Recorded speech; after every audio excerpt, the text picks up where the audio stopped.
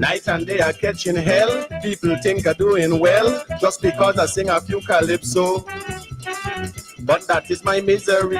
Calypso don't make money, but most of them don't know that I have my axe to grind, just like any other man, existing in poverty, and this giant ghetto lamb. But I intend to hang on. Tell them for me no dice. I ain't gonna eat lice. I ain't gonna grow old, sitting in the cold, not me.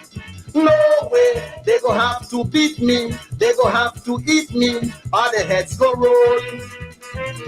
Tell them I say I was born in this land, I go die in this land, nobody go run me from where me come from. Nobody go run me, lad, nobody go run me, nobody go run me, nobody go run me.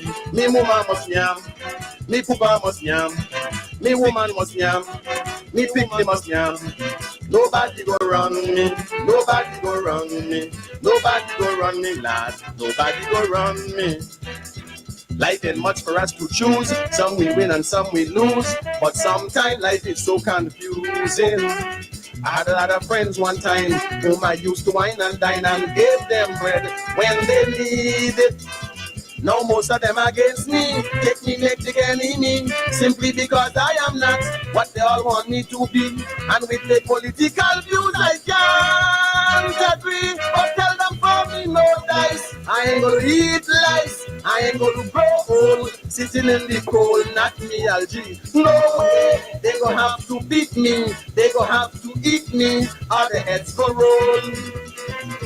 Tell them I say I was born in this land, I go die in this land, nobody go run me from where me come from. Nobody go run me, nobody go run me, nobody go run me, nobody go run me. Me mama must yam, me papa must yam, me woman must yam, me pickney must yam.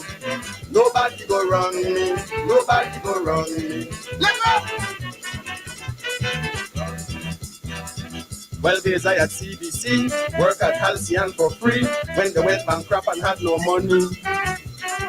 Because of my tolerance, they gave me the assurance the job belongs to me.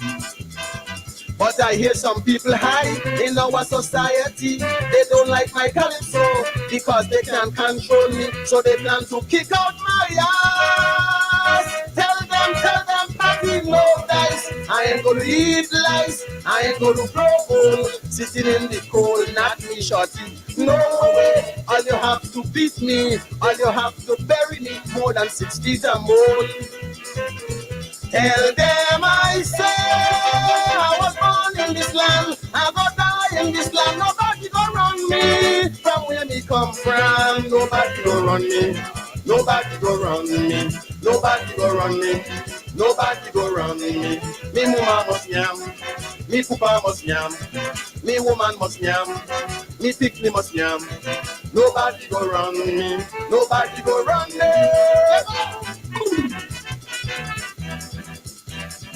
Election come and gone, some of them treat me with scorn, others put the whole point against me. Tell them I don't give a damn, I am going to sing my song exactly as I see it. Whoever wants to make me a political enemy, who feel that they're playing God and could wreck the life for me, tell them I ain't running away. Tell them for me no dice. I ain't gonna eat lice, I ain't gonna grow old, sitting in the cold, not me shorty. No way, all you have to beat me, all you have to bury me more than 6 feet or more. Tell them I say I was born in this land, I go die in this land, nobody go run me from where me come from. Nobody go run me, nobody go run me, nobody go run me, lad, nobody go run me. Me mama must yam, me papa must yam, me woman must yam, me pick.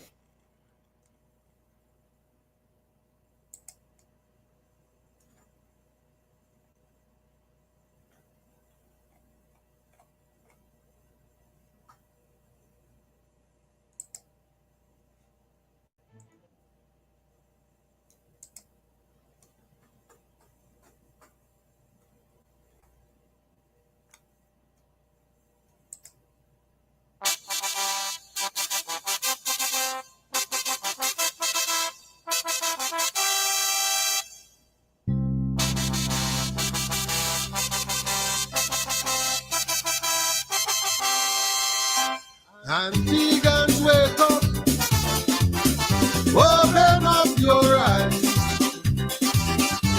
Your country needs you.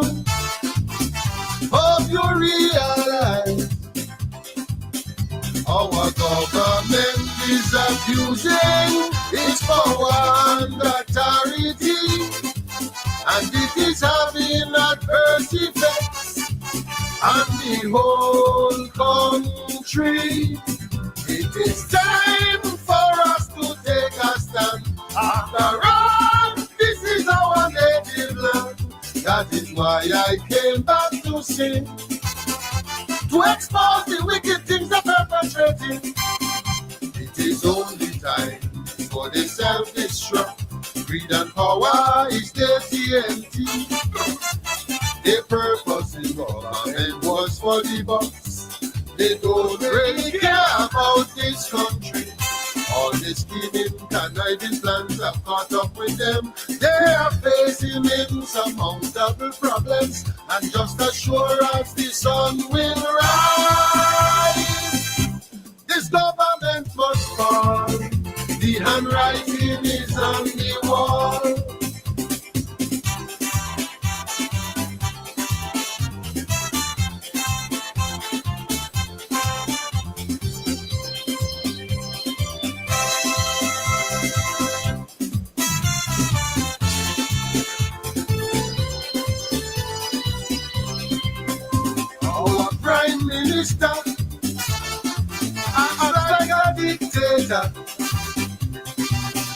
If with him you don't agree, you can't progress in your country.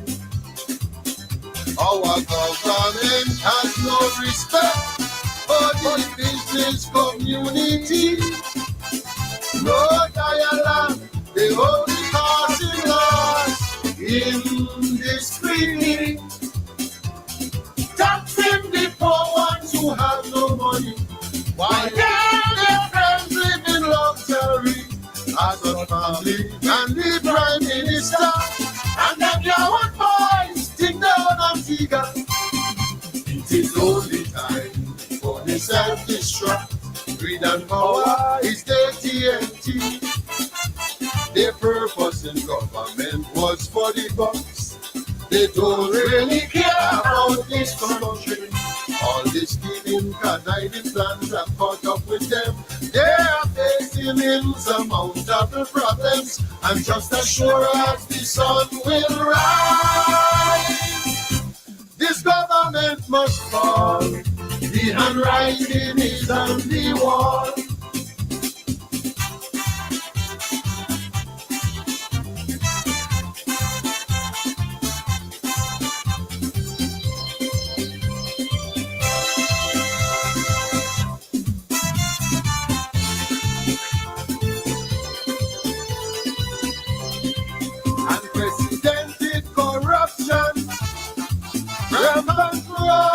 Island and victimization to those who express dissatisfaction with the way this government's wandering this country's revenue, accepting no accountability for the underhand things they just do, ostracizing those who say they are noble, and rewarding their friends some with knifewood. Hurricane mash up me place and Halcyon. I oppose them so they come and take back the land. It is only time for the self-destruct. Greed and power is the TNT. Their purpose in government was for the bucks. They don't really care about this country. All the scheming, conniving plans have caught up with them. They are facing insurmountable problems, and just as sure as the sun will rise, this government must fall. The handwriting is on the wall.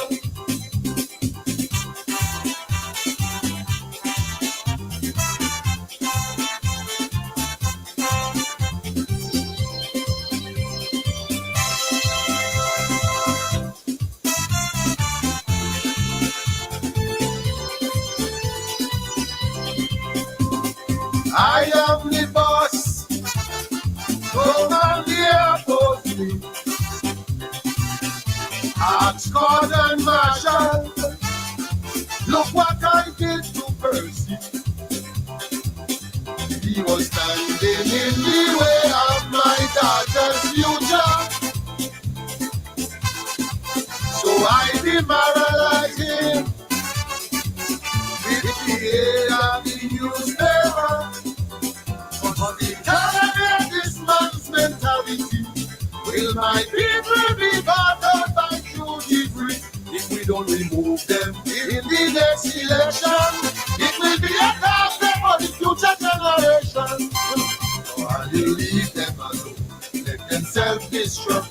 Greed and power is their TNT. Their purpose in government was for the funds. They don't really care about this country. All this scheming, conniving plans have caught up with them. They are facing insurmountable problems, and just as sure as the sun will rise, this government must fall. The handwriting is on the wall.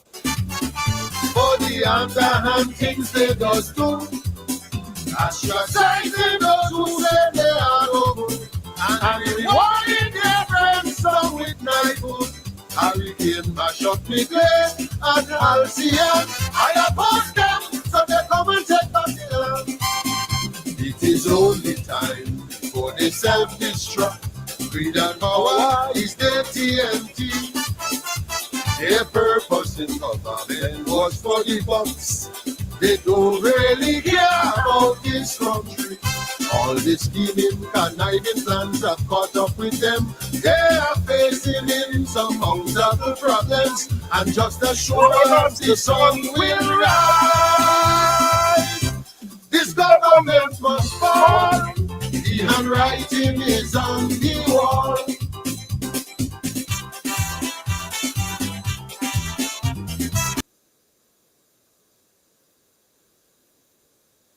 The handwriting is on the wall. As sure as the sun will shine, this government must fall.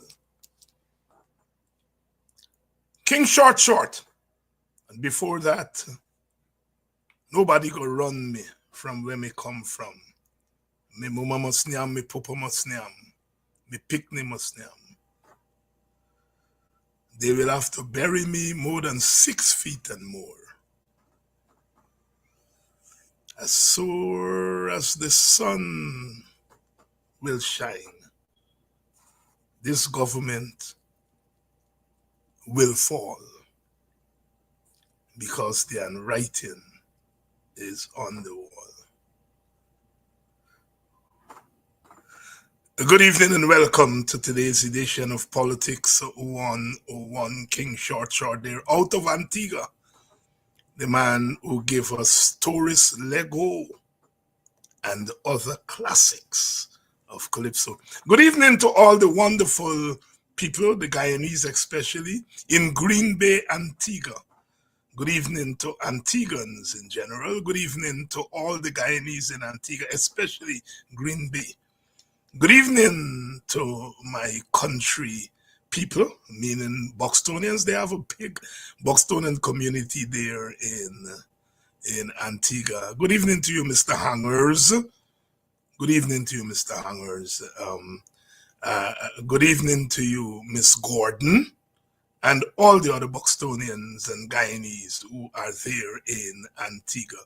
As sure as the sun will rise, this government will fall. The handwriting is on the wall. The handwriting is always, when we're little baby going to Sunday school, write my name up there. Write my name up there. Write my name with the golden pen. Y'all think I didn't go to Sunday school. The golden pen. The handwriting is on the wall. Good evening Welcome to Politics 101, all of you, wherever you are, whether you are on the east bank of Demerara, whether you are, I want to say a special good evening, to the people of Bartica. Last night I was running the numbers, and looking at the numbers, and I noticed that a very large following every night from Bartica. From Bartica. Good evening to you all in Bartica Region 7. My humblest apologies for not singling you out before. Good evening to all the people in Region 7, all the people all over. Tonight we have two firebrands on. Coretta McDonald, General Secretary of the Teachers Union, GTU, and she's also a parliamentarian. She's a teacher, of course, and a Barbician. And we should have Brother Nigel London on, but he just got word that his brother just passed away. He said he had just finished texting with his brother, and minutes later got a call that his brother died. He said he will try to come on, the soldier that he is, but if he doesn't come on behalf of all of us here in Politics 101, we want to give him our condolences, our sympathy, as we say in the old days. Death is always very difficult to deal with, because we are a people who believe that our work is not done when we are finished on earth. But we also believe that our work on earth is never finished. Never finished. Our condolences to Brother London.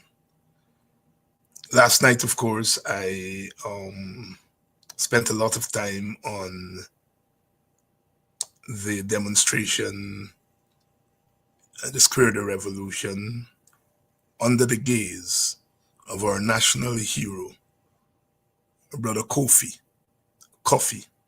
We say in Creole, in African, Kofi. And ladies, mainly the ladies, the women who organized that demonstration, and they're organizing again for next week. And as I said last night, sometimes we don't have to wait on political parties. We just got to do what we got to do. And those ladies put us to shame. Those of us, the political leaders, who for the last 5 years surrendered the road. Those ladies took back the road. And when these people have a certain view of you, they plan based on that view. So they thought the ladies were going to go out there and cuss down Trump and so on. So they write their story long before. APNU, AFC, protest Trump's immigration laws. And the ladies went out there, and the men too, with their drums. And they didn't worry with Trump, because Trump is not the president of Guyana. They focus on the president. They focus on our government. They focus on the broad issue. Rosa Parks sat down so that the rest of the world could stand up. Melly Mel spoke truth to power, so that those of us who were muzzled could open our mouth and confront atrocities. As Brother C.L.R. James says, leaders arise out of the circumstances of their people, and they have to have the capacity to absorb the energies of the people. In this instance, Melly Mel's sacrifice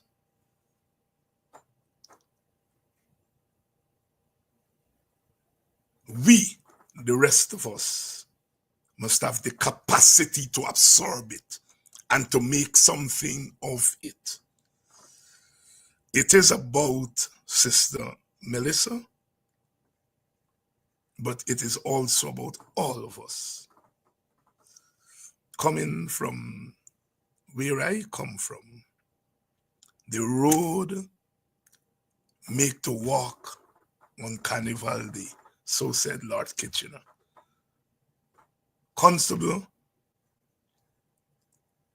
I don't have to, but I have to say, any steel band man cross my path is a long funeral to the Royal Hospital. The road make to walk on Carnival Day. The road make to walk. The road make to stand upon and to say no. And any steel band man cross we path is a long funeral to the Royal Hospital. One more for the ERC. Dr. Hines is threatening violence. He's saying a long funeral to the Royal Hospital. I'm teaching them some kaiso. 1963 Road March. Lord Kitchener, any steel band man cross my path is a long funeral to the Royal Hospital. As I said last night to Ravi Dev and them who saying that we are a nation of minorities, so we have to reach across the island. I said to Ravi, I have the sharp knife of dawn in my hand. Martin Carter said, the sharp knife of dawn in my hand. I have the sharp knife of dawn in my hand. You put your hand across the paling to my side, and the sharp knife of dawn will go to work. If you're a nation of minorities, let us join together as the various minorities to make a Guyanese majority. Do not come to steal my things to make your one. Guanso. Guanso. If you're a nation of minorities, let us join together, pool our resources together, and make one big Guyanese majority where all of us have an equal place. You do not come over to steal my chicken. You do not come over to put your hand in my... Get your grubby hands out of my pocket. When you're ready to pool my money with your money and all of us money together, and in equity and equality, I'm ready to roll with you. Other than that, keep your half-baked cockamania, European thesis about nation of minorities and things. Keep it. Don't litter my side with your nonsense. The sharp knife of dawn glitters in my hand, but how bare is everything. Tall, tall trees, infinite air, the unrelaxing tension of the world, and hope only hope. The kind eagle soars and wheels in flight. Martin Carter, genius. And those people at the skirt of revolution, they represent the kind eagle soars and wheels in flight. The sharp knife of dawn. They're going to tell the RC that time's planning to get a knife to stop people while teaching them poetry. Yay, I love this. Me and guy who go to Europe and find theorists, we produce them in Guyana. The great Martin Carter, The Kind Eagle. You all Google that poem. It's my favorite Martin Carter poem. The kind eagle. The kind eagle. All right, sister,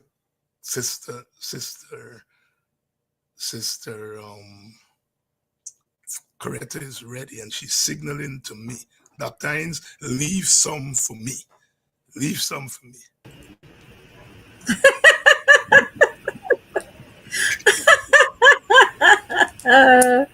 Oh my gosh. Coretta ain't taking all 11, some of them. Peter. Look, Ravi Dev by the gate. Bonnie. Peter, wait. Oh God. Look, Bharat. Who bring pestilence on our land. Bonnie. I only want those two. You take the rest. Look, Freddie Kissoon. Oh, I don't only want Bonnie, I want Whippy. That sleeper been along we all the time. You have to get a bucket. I gotta get 2 buckets. Me got call Top Son. I give me Freedom House number. Let me call Top Son. While we're trying to get the bucket, I noticed James Bond walking down the road. Well, I leave it for you.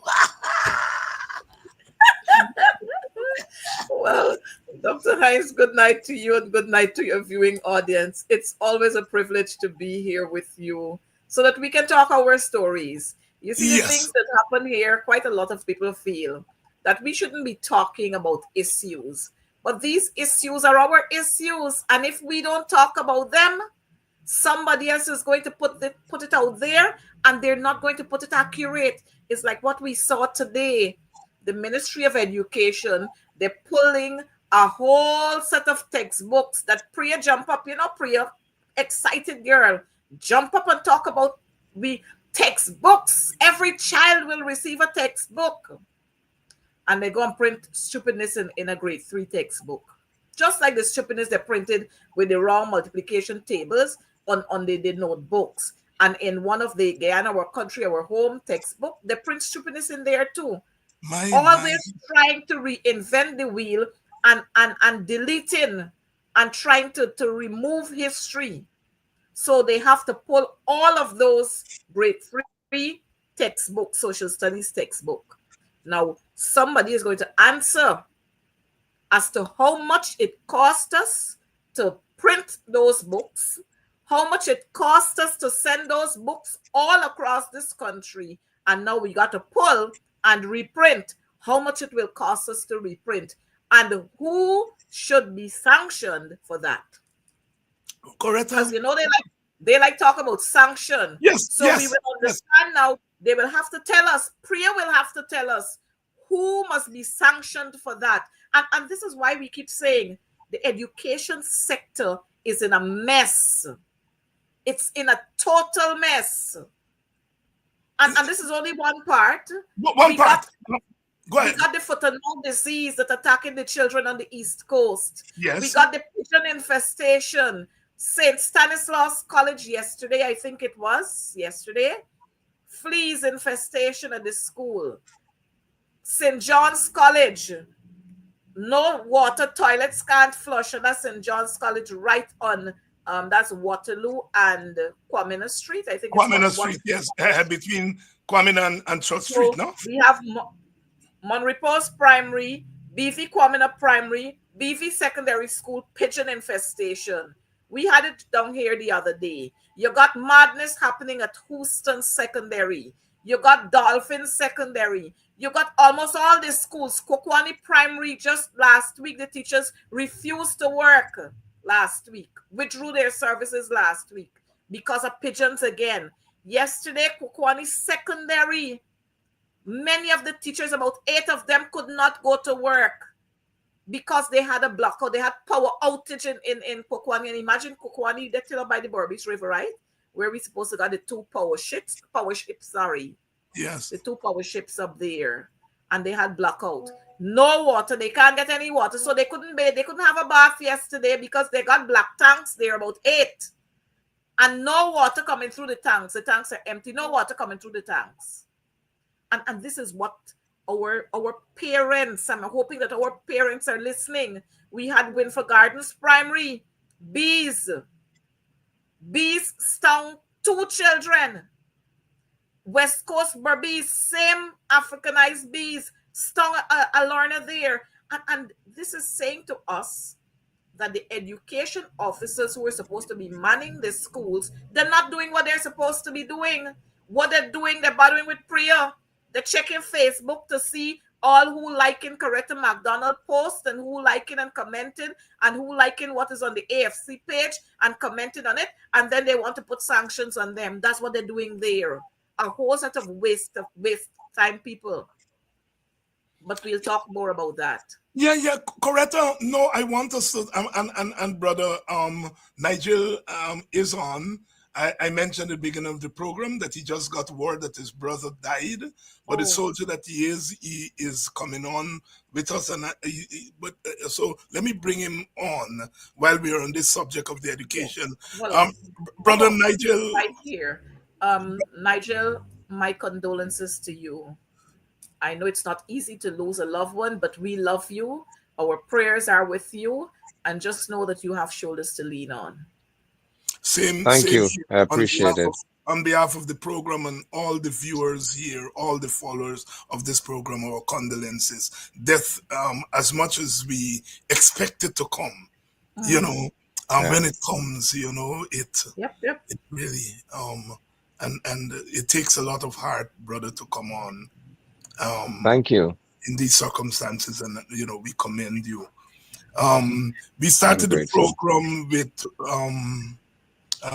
Sister Coretta talking about the crisis in the schools, the bees, the doves, the this, the that, all the foot and mouth disease and everything. You are an educator yourself. And I want you to weigh in on these things that we are seeing because they couldn't start yesterday. But before that, just talk a little bit about your brother if you can. Yeah. Thank you. Thank you so much. I appreciate greatly the sentiments, condolences that you've all continued to pour out. I must say that I'm one who understands, and I'm grateful that I do, that an intricate part of life, or the most important part of life, is actually the end of it. Because the way that you end it has a lot to do with how it will continue contra our faith. And my brother trusted in Yahweh. He had a very, very resilient and passionate degree of faith. And that's what I'm certainly comforted by.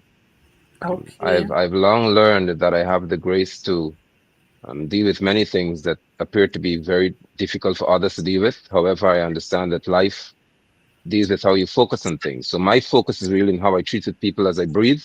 So when I stop breathing, hopefully I'll be received well into the arms of my Savior and my Master. But it is well. Life continues. It has to.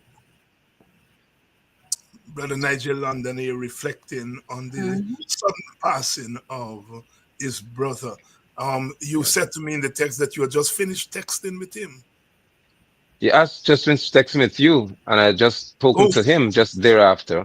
And we were talking. I was encouraging him to just relax and breathe, get some oxygen in his system. And I'm happy that I was the last person to really speak to him, reference his family members. So it is well. I will say it is always well. Like the worst never happens to me as a child of Yahweh. The worst can never happen to me. It will never happen to me. And the God I serve, he functions by wisdom. We don't always understand. I don't have to understand. He owes me no explanation. I am too minute a man to think that my God has to explain anything to me. I believe. And even if I did not believe in any God, I believe in the principles of life, which includes, as I said, the end of it. And so it's a good thing to be alive and to be able to speak to you now. I know that I would not be so irresponsible to make a commitment to you regarding very sensitive issues that my brother, of course, had very passionate thoughts about as well. And so this is a part of honoring him and his legacy. He stood for what is right. He marched with me through the streets of Linden and Georgetown. He marched with me in many parts of Guyana. He stood, and he always stood for what is right. Even he's my only brother, my elder brother. and he always trained me to stand by what is right. We protested in UG. We did so many things together. So this is just another part of the package here. So thanks again, and we will continue. Honoring him. And as I said, Coretta started So out nice. with some depressing news about what's happening in the schools. And she ran through, and there were about 12 schools with problems, whether it's children being stung by bees, instances of foot, mouth, and hand disease, pigeon. And I heard Priya Manik Chan just said, by the way, I think it was last night I was listening to something she was saying, and she said, of course, we have the pigeon. And I didn't know what she was saying, talking about, until I heard. And this is the thing. This is a crisis. And she just, matter-of-factly. That's how the one operates. And we're gonna have problems. It's like the National Schools Championship. Nigel, I don't want to take over too much, but it's like the National Schools Championship that just concluded. Of course, GTU was dashed in a corner. All thanks and so on to the president on suspension. Thanks to him and the second vice. GTU was dashed in a corner after being there manning sports for more than 6 decades. Yeah. GTU was just taken off the radar. Not even a correspondence to say, look, GTU, we've been at the table. We want to change the timing of sports from November to March, and you don't agree with it, but we will have to go ahead with it. And so you either on board or you're not on board. Not even that kind of common courtesy. Then they took off the teachers' championship. They took off the swimming championship. They took off the cycling championship. And of course, they took off all our babies that we go out there to be excited about. They took off the primary school, so it was just a secondary schools championship. Now, I know, and you know, and Nigel knows, that if you're going to plant a tree, you're going to plant a big, big tree. And if you want to groom and your plants, then you got to start grooming them from when they're young. If we want the best of the best athletes, then we got to start grooming them from nursery school and then primary school. You're going to groom them when they're reaching secondary school. I mean, this kind of backward thinking, it triggers more than anger in me. But you know what? These people, Nicholas Fraser and them who man in sports, they know absolutely nothing about it. That's one. And two, they always want to murder and castigate sports because it's people like me and you. Yeah. It's our children is be running out there. Yeah. If squash was a part of that, they would never have taken it off. If table tennis or lawn tennis was a part of that, they would never have taken it off. But it's my children and your children and our children are the ones. Imagine most of our athletes, champion athletes, national athletes, they come from Upper Demerara region number 10. And they ain't even got a stadium there. You know what they got to do every year? Every year they got to travel from Linden to Lenora. We building big fancy stadium in region 6. Mind you, we don't have a difficulty with that. I don't have a difficulty with that. But you're from region 6. But you must do it there. We're producing first. That's right. Do it there first. Yeah. Do it there first. And then you can do the other areas. But you're doing it there. You tell me how many people go in there to do any exercise, to run around, to do any training. Look how far they're building it. So how the children from Kildona, Nurney, Manchester, Liverpool, Alness, how they reach until there? Huh? And so this is the divisionlessness of these people. And I tell you, if we don't get serious about seeing the backs of these people, we are going to be treated worse than how the Haitians are being treated in their own country and how they were treated in Guyana. Brother Nigel, you can come in on any of those issues that Sister Coretta raises there and other issues in the education system that you would want to comment on. Well, thank you and thanks again. And I must say that there's so many, but many of the things that have become so commonplace, and it's just tragic that dysfunction and abnormalities seem to be common nowadays. It seems to be acceptable. It seems as if when things are right, they're supposed to be wrong. And demanding that our children should have the best seems to be an issue. And I know we will speak to Melissa Atwell as well in this situation, but Yes. I must mention the fact that she would have highlighted so many issues regarding education, and Priya said, okay, then she became an enemy. I spoke to things in education, Priya said I'm racist. So it seems as if you don't have the right to speak to things matters regarding education. Up until now, we still Well, have many issues. There's a door. Sorry, Nigel, Coretta, go ahead. Nigel, let me cut you a little. She said to me that I dunce. She said you're not See, even a trained teacher. Priya wouldn't say that. Ma, you hear me? Priya said that in Parliament. You correctly, you're not even a trained teacher. Wow. So what were we doing in college? I don't know. You see, she never been You're there. my batchmate. She never but been there. but listen, the fact that Watukaday Primary School, for example, has got a class, and snakes are really labarious, they call them. They're around here a lot. And the entire section, lower section of the door is missing. So when the children enter the classroom, it's subject to flood. I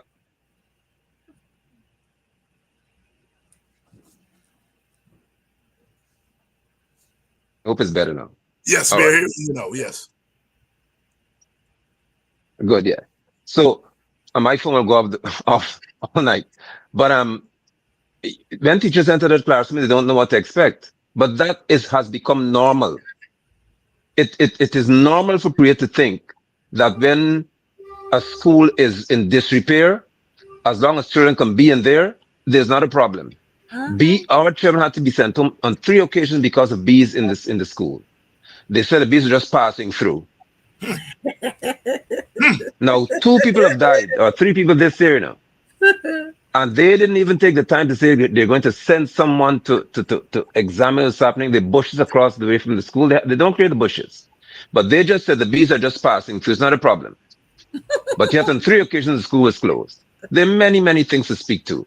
At St. Aidan's Primary School, they were mosquitoes bothering the teachers and students. Somebody from the regional education department, the RDC, had a bright idea that they're going to spray the building with a very dangerous chemical and close all of the windows. When teachers reported for school, they were nauseous, they were vomiting, everybody had to go home. Priya, with her brilliance again, because people are afraid of Priya apparently for some odd reason. I don't know what about her makes people scared. There's nothing about Priya that I would fear, apart from how she thinks, or being crushed by her mentality. But they said that the teachers must go back to school. The auxiliary staff must go back to school. Just the children must be home. So I said, so wait, this thing doesn't affect adults? No. And teachers are being forced back into classrooms, not knowing what the chemical is or were, not knowing whether the chemical would have dissipated in any way because they locked the windows up. So we don't know what the long-term effects are. But this is what I'm saying in reference to when people speak to these matters, you are the worst enemy. Yep. That's the problem. We hear about a metal gate in the news again, falling on the child and killing the child. Yes. At home. I spoke to gates of Watukaday Primary School being just left in front of the yard, metal gates, and nobody seems to be bothered until it falls on somebody's child. Well, what I can say to people is that I have no problem locking the gates of the school. Again, if the PP only understands aggression, I would perfect it to deal with them. Because there's no way that I'm going to have my child in a dangerous environment and think that's fine. There are 703 or 8 students in that school with 50 teachers, and there's 1 security guard manning 4 gates. Now you tell me how that makes sense. And there's a gate that nobody can see. You can walk straight into that school, go up into a classroom as somebody did in Millersville Primary School and kill the teacher. They walk in the school and kill the teacher. And to this day, they have 1 guard in front of the school, and the back gates, nobody knows what happens behind there. And it's straight up to the classrooms you can go, in the entire grade 4 block. But it doesn't matter to Priya Malik Chan because her child would not be in that situation. Nope. Your son is not in that situation. As a matter of fact, we had in the budget, I noticed that there was a reduced amount for security this year as compared to what we had last year. So I Yeah. asked the question, and I cited the fact that we are having break-ins at many of our secondary schools in Georgetown, where 75 inches television are they're gone. You leave one day, you come back the next day, there's a breakage. And I asked, why are we having reduced this reduced cost for security? And she said, oh, this will not do anything. This will not do anything. What we are doing, we have spoken to, and I cited the fact of these break-ins that we've had at the school. She said, we have spoken to those security services, and the ones who are not performing well, we gave them an ultimatum. And I said, wouldn't it be better for you to employ more security? Because at some schools, there's only one. At some schools, you got an elderly man or an elderly woman, or you have a woman alone manning a huge complex. What? And you know the arrogance in her, right? The arrogance came out that the speaker had to say to her, allow the honorable member to finish saying what she has to say before you attempt to answer. You always button in to answer, but that's the arrogance. And they don't care, like you rightfully said, Nigel, because her child doesn't go there. And while I'm this, let me bring this one into the fore. We saw maize being burnt the other day. You see how many government ministers were out there? The top brass of the education sector, all of them out there. At a private school. A private school. Mind you, this private school ain't had no insurance. They ain't got no smoke detectors, and they got 1,000 children there. 1,000 children. All you have in an old wooden building. It's an old wooden building. You have an entrance gate, one entrance in. Now, I saw the president meeting with the parents and the teachers, and the administration of the school. But we had fire at Christchurch. Y'all remember that? Yes. Was there a meeting with the president and them? You had no meeting. We had meeting at North Rumveld Secondary. We had meeting at Amelia's Ward, fire at Amelia's Ward Primary. We had St. George's Secondary burnt. Northwest Secondary burnt. And I see the president there at no time meeting with the parents and talking about solutions and where we are going to house them. Christchurch in particular, Middle Street. You had learners from South Rumveld, North Rumveld, East Bank, East Coast, Region 3, attending that school. You know what they did to them? They took all the children to Turkine, not even asking the parents how you are going to manage the additional transportation costs. But at Maize, I saw the Guyana Defense Force offering to loan them 2 huge AC tents to put on the field so that they can house some of the learners there. And then you had somebody else was offering to pay to use Everest Cricket Ground, the pavilion, the top half there, the pavilion there, the inside of the building to house them. And then you heard, no, we want all of them at one place. But St. George's Secondary, what did you do? You phased that school out by sending the children here, there, and everywhere, and you scattered the teachers. So that school was out. And I'm saying, again, you talk about one Guyana. Is that one Guyana? Are those the actions depicting one Guyana when some learners are treated differently than others? And if I may, Dr. Hines. Schools. Queen's College. And I don't have a difficulty with Queen's College having the best of the best. But when we talk about universal education, everybody must be treated equally. No, but Queen's College should not have the best of the best. Thank you, Dr. Hines. Queen's College should not, every school should have the best. There's nothing special with Queen's College. And you must not have a children think that way. And that's why I credit those of old who understood that every Guyanese has equal right to every opportunity that we afford. The children in Region 7 and in certain Region 8 and other places, they have the same right as every QC child. Because the moment we make any child in this country think that they're better than others, we are in trouble. And that's what creates an elitist mentality in our country. I removed my daughter from Queen's College for the same reason. I said, you are not going to have the mentality due to creme de la anything. You are Guyanese with my daughter. If you're intelligent, you can function in any environment. Any environment. And I was called by the Ministry of Education to say, how could you take Shekinah out of Queen's College? Imagine that. And take her to Mackenzie. I said, do you understand what you're saying to me? Why did you not say to me that Mackenzie is the same as Queen's College? But this one, we have to be real. I said, I'm being real with you. You're failing our children. Linden, everybody can't afford to go to Queen's College. Why can you not send the privileges that they have here to us?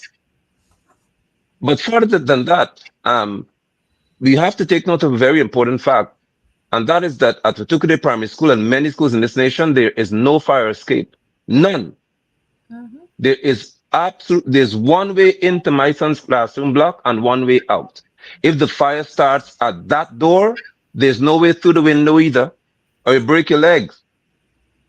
That's how serious it is. Mm-hmm. And in reference to national, the sports situation. Hold on, brother. What are you telling me after Madia? Exactly, Dr. Hines. After Madia, you are telling me there are schools in Linden without fire escape? Across Guyana, none. In the Linden, there's no school in Guyana, as far as I know, with a fire escape. Across this nation, there's one door in and one door out. If Queen's College is on fire today, tomorrow we turn inside. If the fire starts at the door upstairs, every man jack will you have to walk through the fire or die in it or jump through a window. And they could learn from Madia. They can't learn from Madia. And I'm saying to Jagdi and Afan and all y'all tonight, and I said it at Watukude Primary School, you'd better hope. I always say this to people, hope and pray that this doesn't happen to my children or in my community or anywhere where I'll be there and you show up with some sad face and say you're grieving for anybody. Because I will go to jail. I promise you that. I will go to prison for y'all. Because I've said this often enough. You can't have little children, 200 children, in buildings where they cannot leave the door if there's a fire there. You're setting them up to die. But they don't care. And that's all you have to do is have a machine, a saw, cut the wall, install a little fire escape door, build a stairwell. That's all. And they can't do something so simple. But they could build classrooms in President's College for $36 million for one door. Or $12 million for one classroom. They could do that. Yeah. It's easy to do that.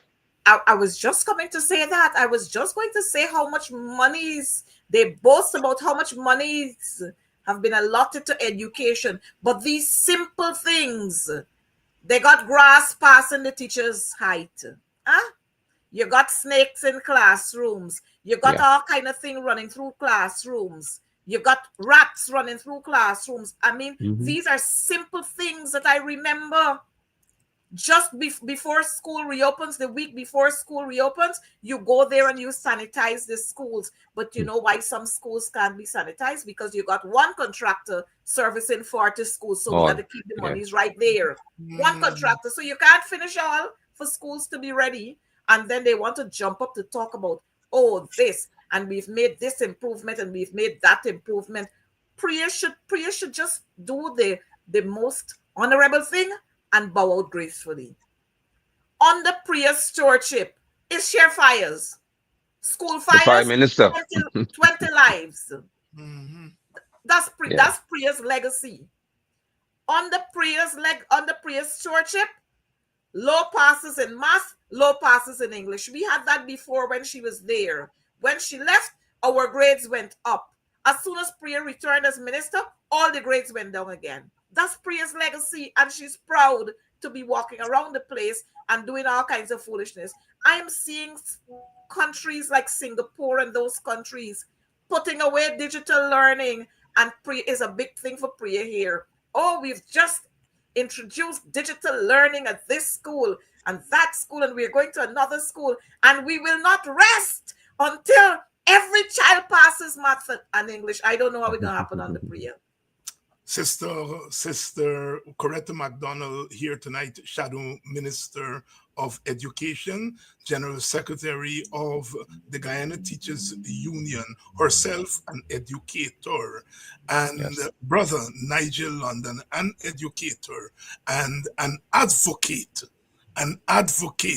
for education, an education that takes into consideration our social and ethnic differences and striving striving for equity and equitability.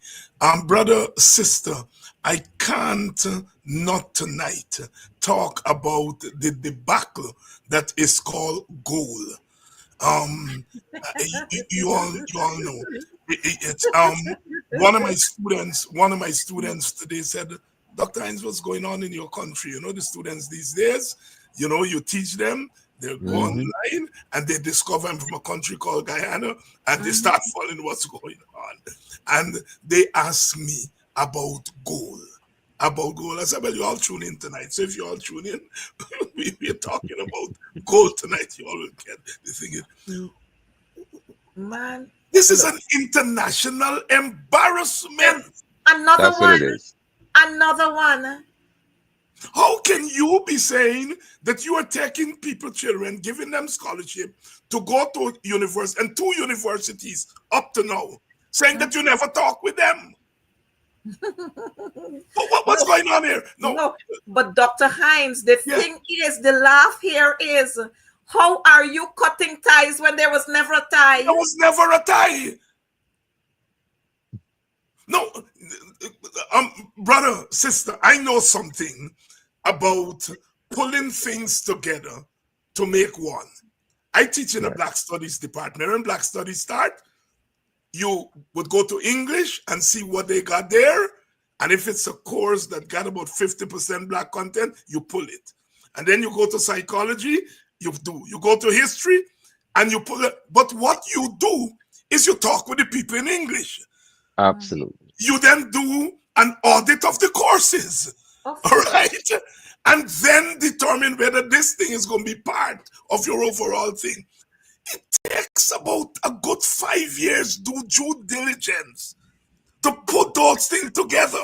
You don't sit in Georgetown and say, you get a middle person who knows nothing about Guyana. And this middle person is going to pull universities to educate your people. Then you got experts in Guyana who you can play, okay, let's do a scholarship. In the first place, that thing should have been at the University of Guyana. Exactly. In the first place. But anyhow, Brother Nigel, let me get you first. Thank you.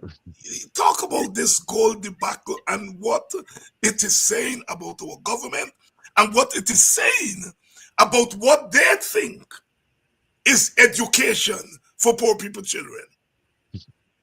Dr. Hines, again, I would say, I know you'll get there, but Melissa Ann Atwell, Melly Mel said gold is a scam. Priya and Jagdio and others said that she's lying and she's just mischievous. What do we find out with Staffordshire University? It is a scam. In reference to the connection, the university exists. Yep. But the connection, connecting the dots to say, listen, we are offering this program through you. Let me say this to you. This is close to home. I have a daughter who said, Daddy, I'd like to do my master's. I said, well, go ahead. No problem. With which university? She said, well, I have a scholarship from Gold. And it's with Staffordshire University. I said, Staffordshire? Yes, Daddy. And she'd be in class from 7 after work until 10, sometimes at night. She said, but Daddy, something strange is happening. I said, what's happening? She said, all of the lecturers are Indian people. Indians, some Indian Canadians, somebody is saying. I said, at Staffordshire University? She said, yes. I said, but Staffordshire is in England. Where did they find all these Indian lecturers from to give you this course? She said she doesn't know. Then the other day, the news broke that she could, from her now, she can't get into classes. That's before Priya found out that this thing's a whole big business. She knows it's a business because Priya cannot ever say she's ignorant of the nature of the business involved here. I know. Dr. Hines, the way of educating poor people, children, according to what you say, for the PPP is how do they do business with our lives. Yeah. Yep. Not how do we benefit. They have got people who I know, again, because maybe I have to act in Melissa's stead here. I know that the people who have scholarships that don't exist, and somebody's making money from this whole arrangement. And that's not gold, by the way. There's another arrangement here. Mm-hmm. One time I know somebody, an individual who others who call and say, listen, we've got some students at your university overseas in their scholarship. People said, our university, no, we have nobody from Guyana here. but someone was requesting a payment for the sustenance of students in university in I think it was Dominican Republic or one of there that nobody from Ghana was at. There's no Yes. connection there. But the Yes. PPP says if you have students there, you have to send some money for them. And the money was going to a personal business account. These people are criminals. Criminals. Mm-hmm. And that's what goal is about. I like the term the goal. It's a goal. Yeah, yeah, yeah, yeah, And the yeah, yeah, goal yeah. is to make money Mm-hmm. through skullduggery. That's what this scholarship business is about. So what they do is you find a legitimate university. Say somebody goes to check you, say, okay, then Liverpool is legitimate. Look, I have a scholarship, a certificate from Liverpool. On the other side, Staffordshire is where you milking the funds and siphoning it off. So there's Uh, one real one over here, but there's no connection on the other side. yeah, yeah. And I could guarantee you, if you back up Priya in Parliament, she say, but people have master's degree from Liverpool. They are criminal in how they function. I promise you that. It's a business, Dr. Hines. The PPP can do nothing for Guyanese without one of them or a few of them benefiting personally, financially, that in a financial manner. They can do nothing for you unless that's on the table. That's a fact. Money, money. Coretta, you know about 5 of your teachers, and I say your teachers because they all belong to your union, contacted me about an education master's at the University in Dominican Republic. Mm-hmm. See? Right? And I said, hold on. I went and I looked around the website of the university and so on. And I advised those 5 teachers, don't go for that scholarship, because I didn't see, first of all, I saw no evidence of instruction in English. That was the first thing. Now, a lot of, in the old days, some of our best scholars went to the University of Puerto Rico. Mhm. All right, because at that time the University of Puerto Rico was giving a lot of scholarship to the English speakers, but they made arrangement for instruction in English. Right? When I looked at that university, I saw no arrangement for instruction in English. That was the first red flag. Right? And I saw no reference to Guyana and gold. So I advised those teachers, look, if there are other scholarships in other places, go and explore that, but leave that Dominican Republic story on, because I saw nothing there. Coretta, when you all heard about gold, did the union do any kind of looking around and so on? Because a lot of teachers were drawn to the gold thing. Talk to me. Mhm. Well, let me say to you, when this gold business came about, one of the first chord that struck was, why are we investing money in gold when we have our own University of Guyana here? Why don't we not use the same money to strengthen our own university That's and right. make our university a top of the line university? I would call it a 5-star university. Yes. And expand the campuses so that we can our teachers and our other Guyanese citizens living in region 9, they could benefit from there. Region 8, they could benefit from there. Region 1, and so on. And then you heard, oh, it's a partnership, and we're taking off some from the university because the university don't have enough lecturers. Now, come on, is you paying this money? Why can't you not employ the lecturers? That's right. That's right. Why can't you not nice up our building? Put another, put a center somewhere in Essequibo, somewhere there. But like Nigel rightfully said, they can't do that to the University of Guyana because nobody can get the drawback, nobody can get the kickback. How are you going to, what's wrong with y'all? These people these are flat-foot hustlers who all they think about, they're worse than them folks who, no disrespect to them, they're worse than them folks who used to be around St. George's Cathedral out there at nights. They're worse than them. They passed that stage. Those people out there are dignified people. These rascals that we got, they have no class, and they don't care at what lengths they go to make money on the backs of anybody, any Tom, Dick, Harry, Jane, grandfather, child, whoever. They don't care. All they're interested in is how they could make monies. like we are hearing, and I'm doing some work on it, but I can say it here. Just like we are hearing the rumors out there that Priya Manichan got a construction company, and so those schools that are being constructed in the hinterland, outside of the eyes of all of us, is the company doing the work there, you know? And that's why you see so much turning all over in the hinterland. They got an engineer who's close by her. Better half, better something. The engineer who overseeing a lot of those things there. Just the same way we heard the rumor about the security service and so on. But I'm saying that to say anywhere where these people feel that they could make a raise, they're gone there. The middleman thing, and they're like this middleman thing. You remember with the COVID vaccines? Yes. We had the middleman, rather than going directly to, we had the middleman from somewhere in the Middle East who was procuring the vaccines till we get all kind of crazy vaccines coming here, vaccines that were not recognized by WHO. They like the middleman thing. That's where the monies go to the middleman, and then it is distributed to all those who got to get. But our teachers started complaining after we were looking at this goal, and we we're asking about the universities. How many universities are on this goal thing? How many universities? Of course, they give you two real ones or 3 real ones, and all the others are phantom universities. They are connected to the one that we got at IFLA that we can't find. All the others. Teachers started complaining. 1, the language barrier. Yes. 2, the timings. At 1 o'clock in the morning, they have to be up in classes. When they have assignments, they can't ask questions to get clarity on the assignments. When they continue to push for answers and for to get clarity, the lecturers blank them. So you can't get to the lecturer anymore. And then they put you on to somebody else. And then that somebody else doesn't answer you.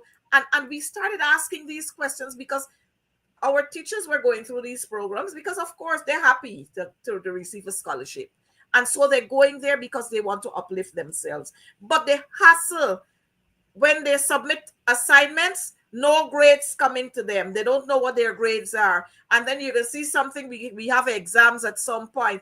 And then they have to contend with all the language barrier, all the crazy timing. And then you still have to contend with GPL, with the power outages. And then there is little or no provisions if you have a power outage for you to be able to do the exams again. And so our teachers started getting worried, and you're asking these questions, and we will fix this. Well, you know, the Jacob boy. That's not a Jacob in the Bible at all, you know. This is a different Jacob. This Jacob boy got all the excuses. I mean, I would think that a man of, well, I shouldn't say that. Once you line me with the criminals, you're a criminal. Full stop. And so he come out there with a straight face to say, when the big scandal came over, we're gonna fix it. It was just a mix-up. Now you're hearing we cutting all ties. We cutting all ties now. From the inception, goal was out there to deceive people. Goal was placed out there as an elections gimmicks. I remember Sonia last year spoke about 14,000 Guyanese have benefited so far. And earlier this year, we had an article posted where they were questioning 300 and something PhDs that were done in a short space of time. And these camps, again, they try to tell you, don't bother with them, don't bother with those critics, they don't like to see progress. They don't like to see progress. Now, for us to have these programs being run, I mean, common sense would tell you, run these by your own university. That's right. See the credit hours and so on that they have, and if they're in line with what you're offering here at your university. That's right. Now, if these programs are audited and the university is accredited, then when our teachers are finished, they don't have to go to NAC, which is National Accreditation Council, to carry in the thing and all kind of thing. The universities are already accredited. And so once NAC pronouncing it, then all you need to do is to carry your stuff into Teaching Service Commission to the ministry. You don't got to run all these places to go, but you got to go there for them to accredit it. Why are you having a tie? And then the students still got to go there on their own to have their things accredited. You're supposed to be accredited one time. And so let me say this, every single player, all of them are part and parcel of this skullduggery. And so Ashni Singh, Priya Manik-Chan, and Sonia Parag, they should go. They should be decent enough to go, because they're the ones who were promoting it. I ain't gonna talk about Irfan Ali because I have to excuse him. And you know why we got to excuse him. Yeah.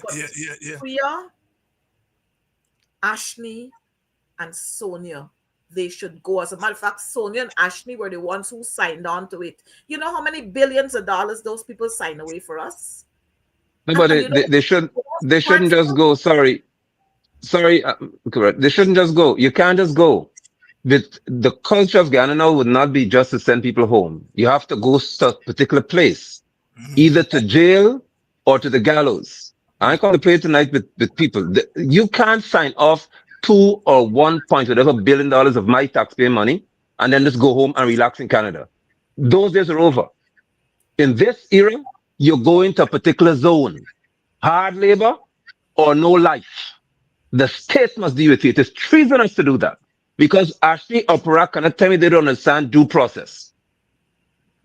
And even if you come and say, listen, beg pardon, we're so sorry, we were misinformed by this middleman here, and Staffordshire doesn't exist, the DR University doesn't exist, please, we beg for mercy. We can consider what we do after that. But we can't just tell them, resign. No, you'll be charged for dereliction of duty, you'll pay before the judge, and thereafter there must be action taken. All that they own will be taken from them. If their sister, the dog, the cat, the parrot has a house, all gone until our money is repaid to us. We have to be very hard on these people. There's no more mercy seat for me in them.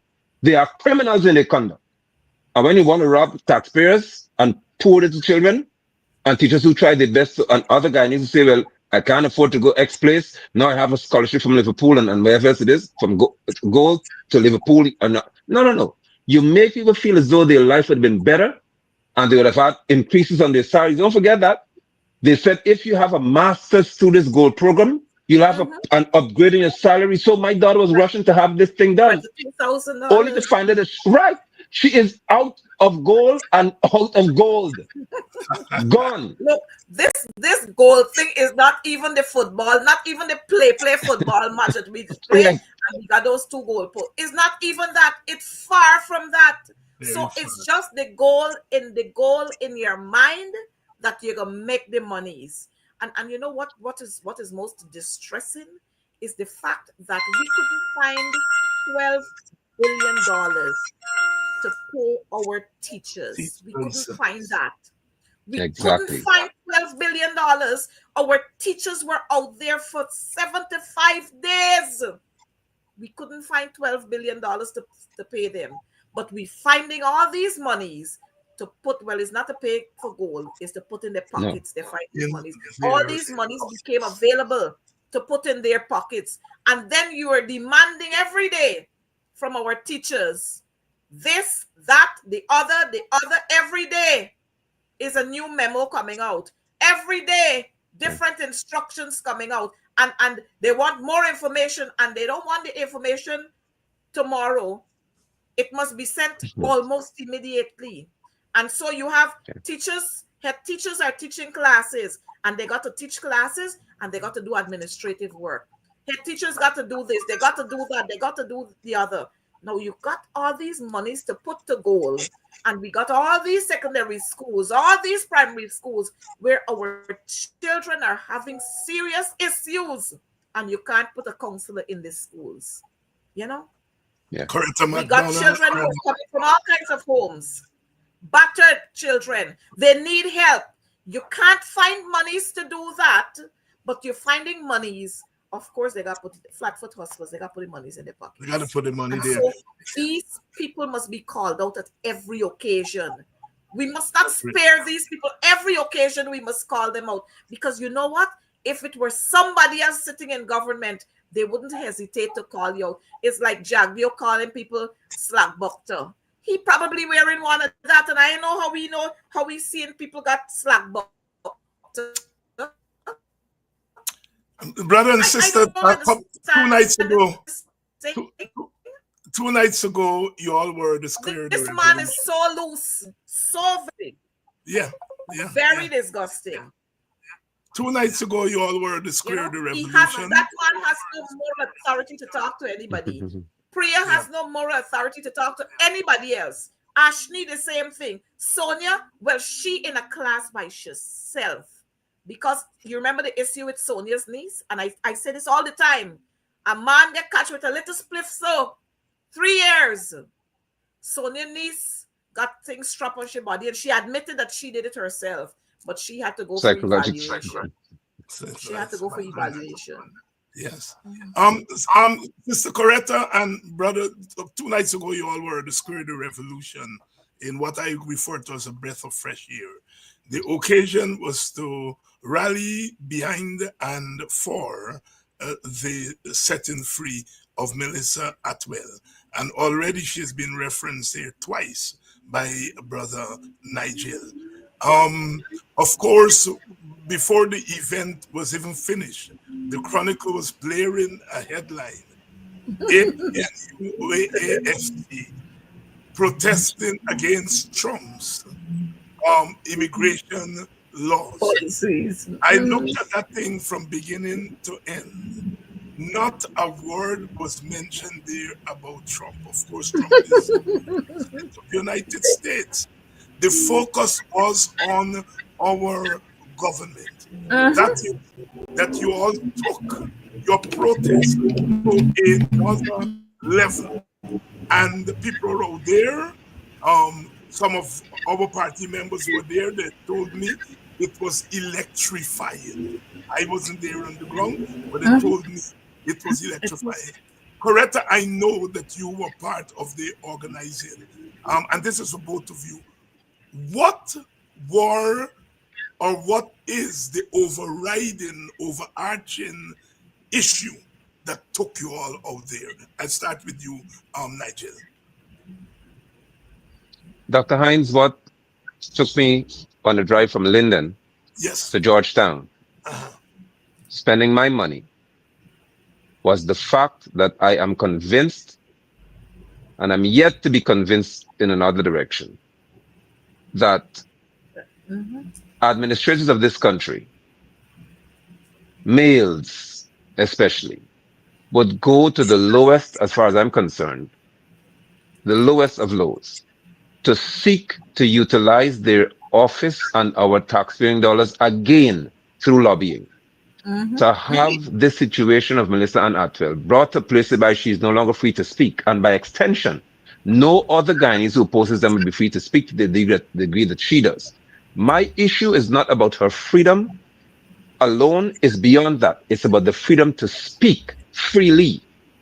That is my problem. When I have, even if I'm 100% wrong, but if I have the perception that the PPP's big boys, as they call themselves, I now see them as big girls in reference to their behavior, because no man would fight women to that extent. When they will go to that degree to drive fear in people, and then Jagdio has the nerve to say that they have no idea, he had no clue that she was in ICE custody. That led me to George more than anything else, because Barrett thinks that this is a game he's playing here, and that people can be disrespected to the point whereby he could treat us as though we were the normal ilk in reference to the PPP supporters, where you don't think for yourself anymore. And ERC could come after me tonight. I'm ready for you all for months to tell you, you're taking too long to come. The PPP supporters are the only people who believe Bar Jagdio. And many of them don't, but they have to say they do. So when I came to realize that this man would say that he has no idea. However, he could be so well informed that somebody bucked a slap. But he doesn't know that Melissa Ann Atwell is held in the US by ICE. When the protocol is that if any Guyanese is detained, the Ministry of Foreign Affairs must be contacted Yes. in reference to US. If we Yes. hold a US citizen, likewise, we have to inform their embassy. Yes. It is mandatory. Barrett Jagdeo doesn't have an idea of this happening. Anil had no clue. But yet they know that I held Melissa because of some immigration matter. I'm saying I don't care what the matter is. The point is that the PPP administration have shown me that they would go to any extent to get this girl. And that's why I went to stand and fight for. Because you're not doing it to our sister. And finally, before we proceed further, there are two problems that Melissa would have faced. One, she's a woman. And with the PPP and them, you dare not as a female have anything to say. Don't talk up to them. Mhm. They can't handle that. Secondly, she's an African descendant. She's a black woman. How dare you trust Barrett and tell him about himself? No, you don't do that. And Anil, so as far as I can see it, they had to do whatever it took. And there were certain coincidental events that tie itself in terms of timing to this whole situation. I am aware that Barrett and Ephraim went to the US, and I'm still waiting for them to answer me. Did you ever say to the Secret Services that you do not need any assistance and anyone to accompany you? And your president, Irfan, did you do that? Because if he did that, we have to ask the question as to why would you not want to have the normal Secret Service details that's afforded to any president who shows up there? What were you going to do? About 3 weeks after that or so, Melissa is arrested. Did you lobby or use our taxpayers' money to lobby to have certain favors granted? We know that Marco Rubio, the Secretary of State, is a PPP apologist. He's close to them. We know that Trump installed them before. And we know that Melissa Ann Atwell's activity could bring the PPP down better than anybody else because the downward spiral has already begun. You can't fix it now. So that led me there, Dr. Hines, and it will keep me there because our Guyanese must be free to talk any part of this world. And the people have to learn that. You can't silence us. You cannot muzzle us. And that is what took me there and will keep me standing because this young lady is an icon when it comes to dealing with these chickens. Coretta, among other things, I think you were one of the organizers. You certainly moderated the program. Talk to us, what is it that drove you to take this in very short time? I mean, within a couple of days, you all were able to pull that together. Extraordinary, because 5 years, we the political leaders, party leaders, were not able to do that. We were seeing drumbeats. Bueno, Dr. Hines. Go ahead, Coretta. Well, Dr. Hines, I am a woman, 100% woman. Let me say that. 100% woman. God made me a woman. I'm not a wannabe. God made me a woman. And he took time off to make me. So I am proud of that. I am also an African woman and I'm proud of my heritage. I am proud of my ancestors and what they did for everybody else who masquerading themselves around here. I know they're going to want to say, you're racist, you're this, but I have to be proud of who I am and where I came from. I have to be proud of my history. Everybody else proud of their history. I must be proud of mine. And so from over and over, we are having issues with women. In the PPP dungeon, they got women there who can't say when anything happened. Not a word. You got the Dharam Lal, not a word. You got Jagdeo treated his wife badly, not a word. You got strip and slap, not a word. You got so many, not a word from the females in the PPP. Coretta McDonald is not that type. Boy, girl, woman, man, I talking. AFC, APNU in power, I talking once you're doing the right thing. And so now that the PPP in power, I will speak if you're not doing the right thing. And so we've seen women being murdered by their partners, women being abused by their partners, women being harassed in their workplaces. And this, it is triggered a kind of craziness in me sometimes. I can't deal with it. And so three of us, my colleague MP Nima Flubes and Robin Simon, who is also a victim because she has been charged for Yes. Yes. treason or attempted treason.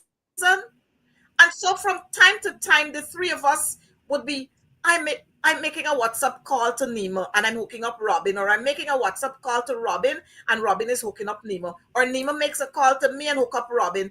And we're going on about these things. The immigration officer, the female immigration officer who was transferred with immediate effect, and she was not even on duty when Brutus's wife went through the airport. She was transferred with immediate effect, right? And these things, the Sunday we just decided, hey, we going live with this thing, and we said to them, if you don't fix it tomorrow, we will be on the streets. And so these events have been propelling us for some time now to go out there and make our marks. Let people understand that women got a right to speak. And when things are wrong, it cannot be right. So when Melly Mel's issue came up, it did not take us a long time Yes. to decide that we got to do something. Because if you silence Melly Mel today, you could silence Coretta McDonald tomorrow. You could silence Robin. You could silence somebody else. You could silence another woman.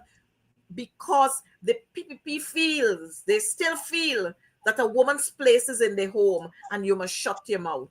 They still feel that way. And it's because lots of women allow them to feel that way. And so Friday night, we started talking about this. What are we going to do? We got to do something. And we said, well, I think it was Nemo said, well, the three of us, let's go out there, the three of us. I said, no, it can't be three. We got to bring more than three, and we got to bring some men with us too. And so Friday night, we're toying with this. And then Saturday, by the time I'm an Adventist, so by the time 6 o'clock was through, we started the WhatsApp call. This is what we will do. That is what we will do. That is what, and then we said, no, we will do a vigil. We'll do a candlelight vigil. And Robin said, no, let's not use candlelight. Let's just do a vigil. And where are we going to do it? In front of coffee. Do we need the approval of the party to get this done? And we're saying we're going out there as three women, so we don't need the party support to get this done. But of course, protocol allowed us to inform the leader of the party to say, this is what we are going, this is what we've planned. We are going ahead with this. We don't have to get, you don't have to help us in any way, but we'd be happy to have you there and to have you speak at this forum. And right away he said, it's three of y'all and me alone. I can't say anything else. Go and do y'all thing. And so as soon as we got that at about, that was like 10:30 Saturday night, the flyer was activated. We were so anxious with this flyer that solidarity was misspelled. When we shoot the flyer out there, then we realized, no, we got to pull the flyers back. And then we redid those flyers and we started circulating them left, right, and center. I must say to you that we were very, very heartened by the support we got out there. And it is saying to us that people are tired and fed up of this government wanting to always silence everybody. Whether you're man, woman, boy, or girl, they want to silence you when you speak out. And Melissa has been doing there what many, many of us were afraid to do and are still afraid to do. Melissa was doing it. And what she was putting out there is what some of us are afraid to put out there. So you know what we've been doing? We've been sending them to Melly Mel. And she's been putting them out there. She was bold. She was fearless. And she was saying in her mind, like Esther, I will go out there and fight for my people. If I perish, I perish.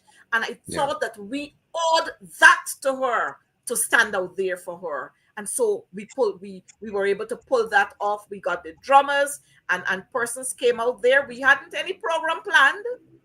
We said when we get out there, we will reach out to persons there to come and speak. And everything went so smoothly that you would think that we had a plan there with A and B and C and E person person's name on that program, and we knew exactly when they were supposed to speak. Persons came, and we I must say, and my gratitude to our teachers turned up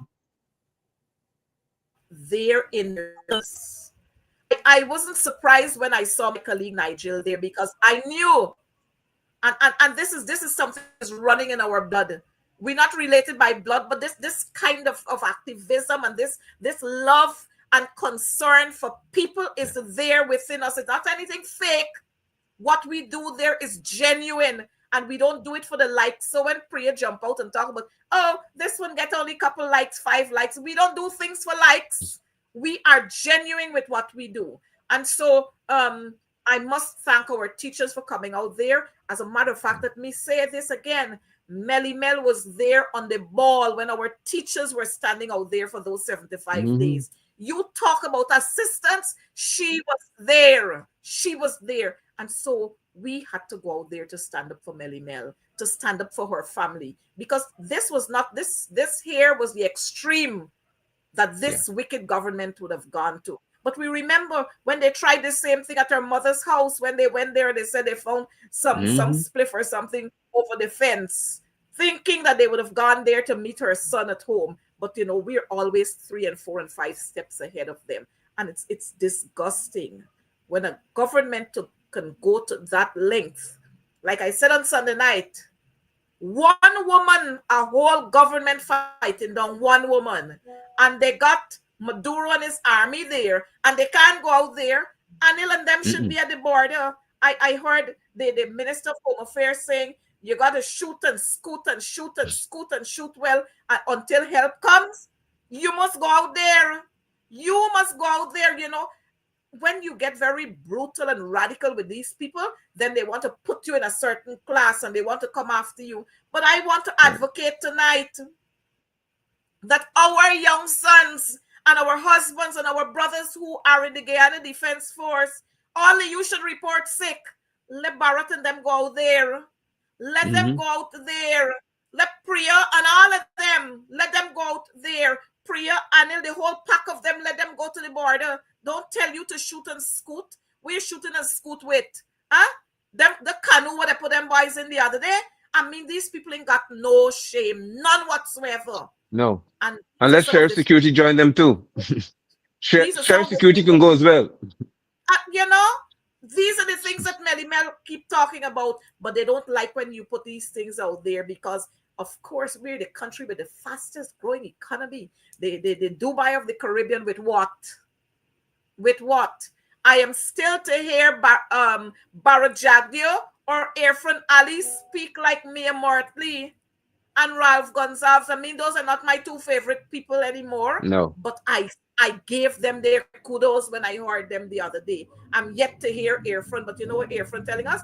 Oh, we don't have to go out there to say that. We spoke with them in behind closed doors, and we've made our positions made with behind an email, behind a computer sending off emails. Tell the people of Guyana, I don't care if you take my visa. We will not do this. We will not cut ties. You're cutting ties. So, but you know, they can't say those things. No, he can't say that. What, you know, some of the promises and whatever. But Melly Mel will continue to stand in the hearts and minds of us who are genuine. I mean, on Tuesday, you all are back. You all are back out there on Tuesday. So on Tuesday, I did share a flyer with you. I'm not sure if the operator is going to be able to share it with us. But on Tuesday night, we are going to be there again. We will be there for the next Tuesday night. We will be there for the next Tuesday night. And we will continue to be there because it is time that we form a movement to stand up against these demons that we got to fight with. So we can't continue to go to church and pray to God and say, thank you, Jesus. And we praying for healing and we praying for your protection and we sitting down not doing anything. We got to get up and fight. The Bible says, if you ask, it will be given unto you. You got to go out and seek if you want. So we can't continue to sit down and pray. And it trickles my mind every time when I have to think about all of these religious leaders that we got around the place. And they got all fancy tie and so on and so on. And they can't say anything. So many things are happening in this society and their lips are tied. But they come to church on Saturday and Sundays and they want to pray and thank you and so on and so on. If you are a leader and you're a shepherd, you got to go out there with your people and stand in front of them. Or if you're a good leader, you stand behind them and you watch over them. But many of our religious leaders, they leave their congregations, their flocks to go here, wherever. I've seen many, many Christians being fired by this wicked government. And I see the ministers hand in hand with them, you know? But I guess that's another part of the story. I get very agitated with these things, you know. And I tell them, God will save me for who I am. Not for running behind any church or any congregation. God will save me for being me because he sees my heart. I ain't gonna go behind nobody. And that's why they get upset with me, you know. They get upset with me because I don't mince matters with these things. You can't go to sign off on any one Guyana business when left, right, and center your people are being dismissed. What nonsense is that? Brother Nigel, I get very upset when I have to talk. Yes, I know. Brother Nigel, as we wind down your closing thoughts, I know it's a trying period for you, and we thank you so much for coming on tonight. Thank you so much for standing up and coming out and doing God's work, Yahweh work, and doing the people's work, despite your sudden. You're suddenly being thrown into mourning. But, you know, your closing thoughts before we go. Thank you so much, Dr. Hines. And again, thanks to those of you who, and you, Coretta, as well, who would have, Madam MP, who have certainly, of course, extended those heartfelt condolences. I must say that this situation with Melissa has triggered what I believe the coalescing that we never thought could happen. We have to understand the power of unity and the timing of it. I am not going to sit here and for the next however long it takes, focus on the negatives about certain things anymore. I'm paying attention to how we as leaders, as we called, how do we react to this situation? It's not about apnea, CPNC, or whether AFC or WP. None of that matters to me anymore. I would like to see how men and women defend the cause of this individual at this time, because it's important to note that we are asking the PPP to tell us what did she say that's untrue. It's called an investigation. She spoke about $50 million being deposited in credit union for the police, and Hickens said that's a lie, only to find out later on that it was true. She spoke about Central Housing Planning Authority having corrupt deals being had. They said that's untrue, but somebody suddenly resigned because evidence started popping up that things are right. So this young lady has been repeatedly saying this is the evidence. She said the Skullduggery Natural Resource Ministry. No, it's untrue. But $213 million was just wiped off, and nobody went to jail. So I'm saying that we have to be consistent at this time. We have to be persistent at this time and sensitive. So I am calling on all social leaders in reference to political figures and others. Let's coalesce. Let's get together now and fight for the right reason, which would be the freedom to speak and the freedom to protect our sister from these leeches. We have to do that. Finally, Dr. Hines, I say this, and these are my views, please, not Dr. Hines or Ms. McDonald. These are my views. I believe that for years, leaders in our nation made us believe that the USA or the ABCE nations are so important and so powerful that we have to always kowtow to them. Those days have to come to an end. Because if any group, especially Trump and others, anybody who can be used or potentially used or by lobbyists to do many things to us that are contrary, we have to begin to speak up. The nature of our political experience has to change. We must be proud to be Guyanese. It doesn't matter where we live in this world or where we were. The day must return when we are proud to be called Guyanese, with the freedom that our Constitution affords us and the liberties that the declarations regarding human rights do afford us. Again, I say to you, Dr. Hines and Madam, thank you so much. The fight continues. And now that my only brother is not with me, the fight will intensify in his honor because I know what he stood for. And it shall never be forgotten. Thank you very much, my brother. Thank you very much. And our condolences again. We shall keep you and your family in our prayers, in our meditation, wherever we take time out to reflect on the mercies and the gifts of life, because your brother was a gift of life. Yes. We are And permit me, please, before I go, sorry about that, but thank you. I have to say this, Dr. Hines. My father and my mother, almost 80 years old, went to stand at the Square of the Revolution for Mellyman. My granddaughter, Thank 3 you. months old, can't stand, was in the carrier in her mother's strap, and she was there. A little girl. She may never remember the experience to say it, but she remembered the experience that she lived, in that her mother went to stand for the cause of a female. My father stood, my mother stood, my other mother, they all stood there to say that they understand what's afoot and they would not tolerate this. I must plug that in to say thanks to my parents. Old people were there, a wide spectrum, ethnicities of variant kinds were there, because we understand now that this game can't be played anymore. We call race politics. This is serious business we're dealing with. So thanks again. I had to say that to you all. And thanks so much for that moving testimony. Thank you, my brother. Yeah. Coretta, you have the last word as we prepare for next Tuesday. You know, Nigel, if I had known that, then I would have ensured that we recognize your mother and your father. I want to thank them so much. And you see, this is what I talk about. When our people could understand what the cause is, and we come out there and stand for it, then there are no walls that can block us. We have to now move around the Jericho walls and break them down. We have to do that. And the time is now for us to do that. We don't want any pharaohs around us anymore. We want to have a democratic country where we are free to speak, when it's wrong and when it's right.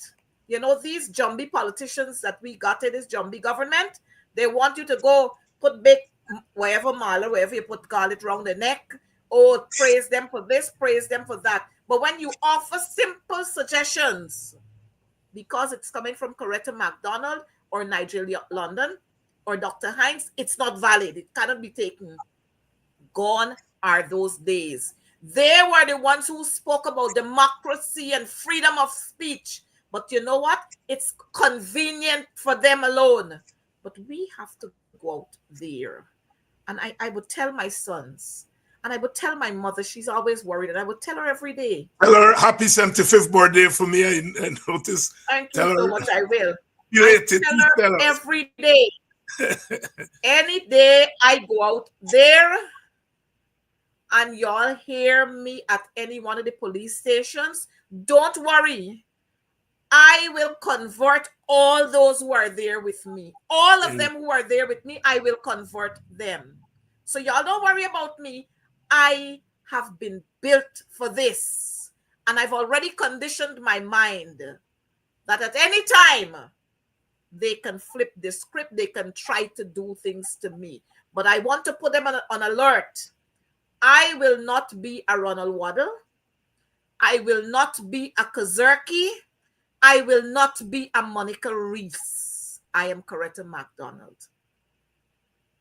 Coretta McDonald. This country, we as a people will stand against these oppressors who feel that they can continue to do us all kinds of things.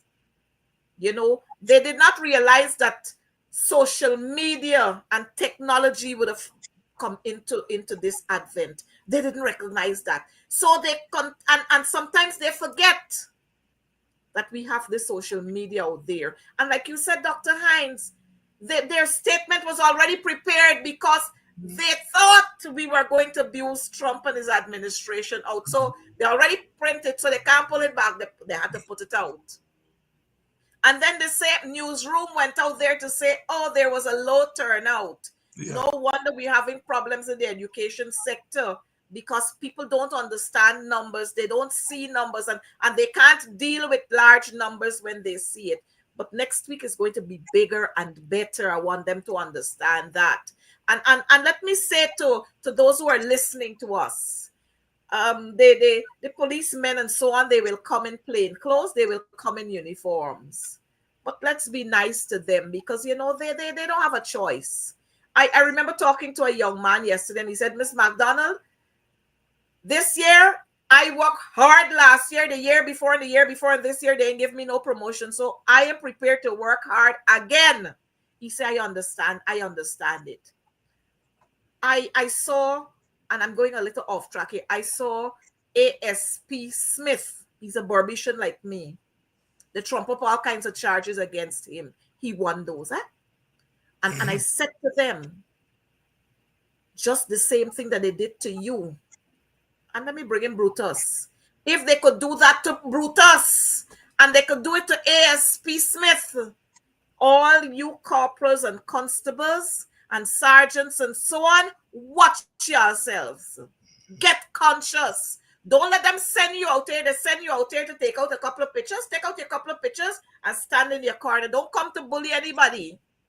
Come out there and be conscious, because what they can do to others, they can do to you, and they can send you to do it to your mother and your sisters. Get conscious. Lastly, let me say to our people, you got to go out there and demand, just like Barrett Jagdeo was demanding a couple of years ago, biometrics and a clean voters list. Y'all got to go out there and ensure that you're registered so you can go and vote. You know, this installed regime, they just forget a lot of things. They forget the bulletproof vehicle they've been driving around in. Y'all remember that? They forget that. They forget the bulletproof vehicle.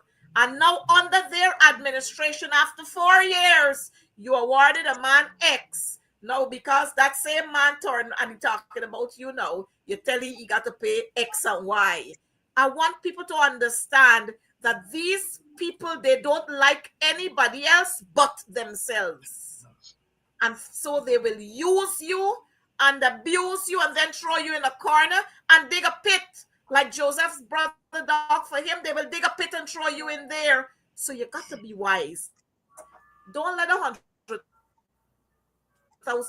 fool you, you know. Don't let them black tanks that Edgil distributed in Kokwani the other day. Don't let them things fool you. It's the obligation of the government to provide for you. The $100,000 is your money. So don't let them come to fool you. And let me tell you, they're going to come with another 100 and 2 more hundreds and 300s. But you know what you have to do. The money is yours. In the US, they get tax returns. That's your tax returns. Collect it. And I must say, Dr. Hines, if you couldn't find 100,000 in 2020, you couldn't find it in 2021, you couldn't find it in 2022, you couldn't find it in 2023 and 2024, but all of a sudden in 2025, you could find it. Lastly, I want to say, unless we become conscious and we get wise, many more ills will befall us. I'm upset that we have so many local artists here in Guyana. The president never took time off to spend a day with them and cook chicken curry. But you take in, Jesus, you get cartel come here, you entertaining, desecrating State House to entertain cartel. Huh? And our local artists are right here. You're not doing anything. And I want our young people to understand they will bring people like cartel and others to brainwash you. They're going to bring them to brainwash you. Be conscious, my folks. you're not doing this for you. You're doing this for the generations to come. And that's why we are agitating here, because we are doing this for our generations, fourth, fifth, sixth, and all of them who are kind of debts on their heads already and they ain't even born yet. And we're also going to do this in memory of those soldiers who stand with us, like Mr. London, who was advocating. We will honor their memory. We will honor the memory of Wada and so many others. Courtney Crummy Wing. And the boy we name, Oren, wherever is his name from Esquimalt. Boston. And the Bacchus's boy, the Bacchus boy. The Henry boys. And the Henry boys, we will do this in their memory. You know, every time I speak about the Henry boys, because both mothers are dead, grief killed them. We got to do this in memory of those people. Dr. Hinds, I want to thank you. As usual. Out there, I heard Saddam Hussein on a video there talking about it was a mistake and he apologizing for what they did to the indigenous people there and the wrong information they put out there. But I never heard him apologize to any Afro-Guyanese for misinformation that they put out there about us. But that's another story. I just want to thank you, Dr. Hinds, and it's always a pleasure being here. The struggle continues. The struggle continues. Continue to fight. I will continue to speak out. I don't want anybody to like me. You don't have to like me. Because I ain't coming to you for nothing. So you don't have to like me. When I go into meetings, Nigel, the whole dynamics and you feel the tension when I'm sitting in a meeting. But I got to go out there and I will continue to make them uncomfortable. Yes. We'll continue to do that. Thank you very much, Sister McDonald. Sister Coretta, of course, this microphone is also your microphone. Brother Nigel, of course, this microphone is also your microphone. And we will continue to mobilize for next Tuesday as we continue the struggle. The movement of Jah people. That's what we're about. That's what we're about. Thank you all so much. Blessings. And to you, our audience, thank you all so much. It's weekend. Some of you will go to church tomorrow. Some of you will go to church on Sunday. Whatever the deity that you worship, whether it be Allah, whether it be Shivatri, whether it be Jesus, whether it be the God Almighty, whoever your God, whether you're a faithist, go. And as you worship, keep Melly Mel in your prayers. But above all, keep our country in your prayers. We shall overcome. We shall overcome as we always do, because we are God's children too.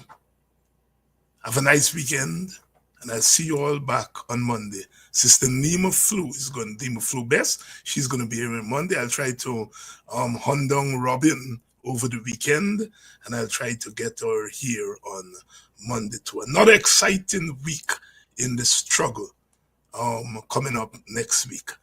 And I will, of course, I think it's Raymond I have to thank for a donation. Thank you very much, Raymond, for your donation. And if you've sent a donation since yesterday, thank you. And thank you in anticipation. And I will formally do so when we come back on Monday.